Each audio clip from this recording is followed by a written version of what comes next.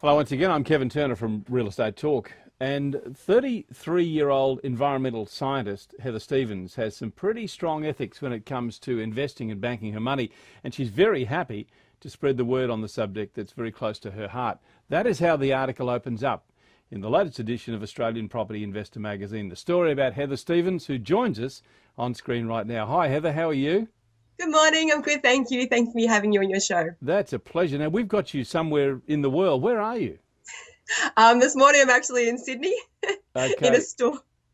No, It's been hard to find a quiet place at a hotel, so I've ducked into a nice little closet to do the interview. So well, thank bear with me if someone comes through carrying trays of food or something. you'll be right. No, fine. We're very happy to be able to talk to you. You're based in Newcastle, I think, normally, aren't you? That's right, yes. Tell me about your journey. Well, more particularly, the article deals with ethical mortgages. What are ethical mortgages, and why are you so passionate about it?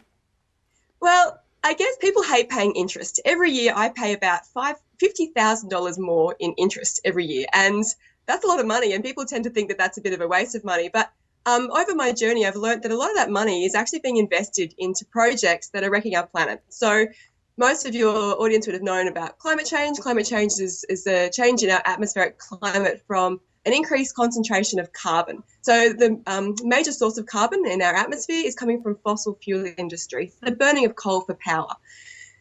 Fantastic news is that we actually know what's causing climate change. We also know what the solution is. We can reduce the amount of carbon that we're putting into the atmosphere.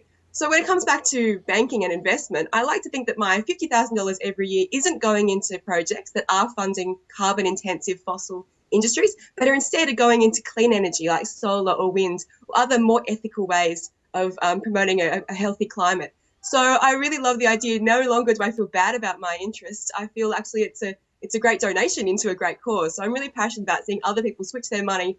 Doesn't mean you have to pay any more. Interest rates are on par with the big banks, but I can sleep easy knowing that that money is going to a much better future for my family. Have you always had this passion, or is it something that's built up over the years, Heather? Well, it's funny. It's one of those things you just learn, and it's a bit of a light bulb moment. Once I learned, I went, it's really simple. It's a no-brainer. I should definitely do this. So I guess a bit like tobacco industry, for a long time, we didn't know that it was a problem. We didn't realize what it was doing to our health. And there was a lot of money invested in that. Slowly over time, we came to understand the health impacts of that. And we started taking our money out of investing in those programs. And so now it's not unusual for universities or banks or churches or schools to say, we're not going to put our money into tobacco. And I don't think it's going to take very long for us to do the same thing for fossil fuel. Yeah, fascinating. Can you tell me a little bit about how you got started in developing? It's funny. I think probably like a lot of investors, I didn't start with this plan. For me, I was on holidays in Tasmania. And at the time I was working long hours, stressful job, came to this idyllic paradise and thought, I'm going to buy a block of land. The land down there was about $60,000 for a block.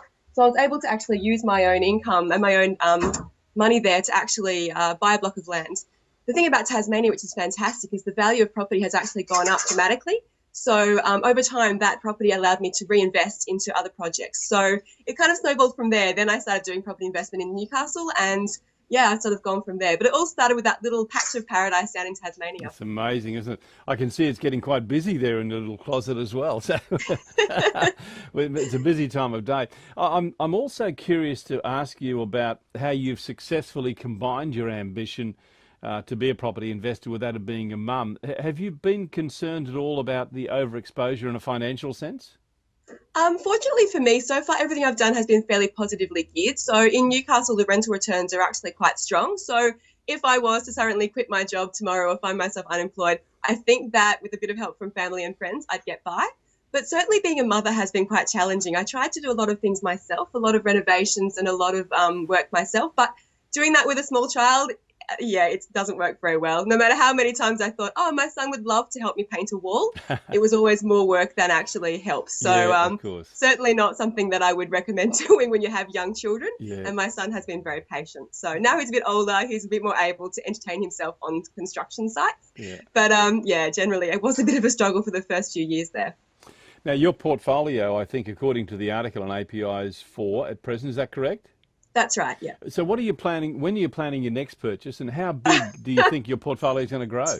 I've still got dust in my hair and dirt under my nails from my current one. So at the moment, it's a bit like giving birth. The pain is still too fresh and I can't think about another one just yet. Yeah. But I guess, yeah, it will happen again. It seems to be a bit of a trend every about 18 months. I seem to find that next perfect bargain that I just can't resist. Yeah. But at the same time, I also feel like it's time to start making some less responsible choices and having some fun. I might actually find a primary place of residence that I like and Yeah. buy something for me and my family. So maybe that's on the cards one day. But yeah, for now, I'll just see what comes my way. Fair enough. Have you got a vision for how big your portfolio could be? I think that question's always really interesting because for me, it's not about the number of properties for my portfolio, but about what supports my lifestyle. So for me, if I had to ask about what my goal in life is, it's about being a good person and trying to be a great friend, mother, partner. So for me, the properties are just a way of giving me freedom. And the future, I hope that I can have the ability to stop work if I wanted to and be able to live off that income. So I guess I'm working towards trying to find ways to have rental income that can support me. But for right now, I love what I do for work. So there's no plan to do that in the next little while. There's a lot of work to do in the environment movement, so that'll keep me busy for quite a while. But I guess that question has to come back to what you want in your life, what your lifestyle is about.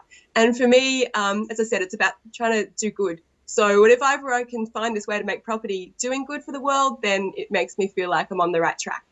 Fantastic talking to you, Heather. You're a real inspiration. I wish you every success in whatever you do, and we'd love to keep in touch with you. And we'll get you out of that closet now. But thank you so much for giving us your time. Thank you. And I'm sorry about the strange backgrounds. Yeah, pleasure to meet you. And thanks very much for your time. Thanks, Heather.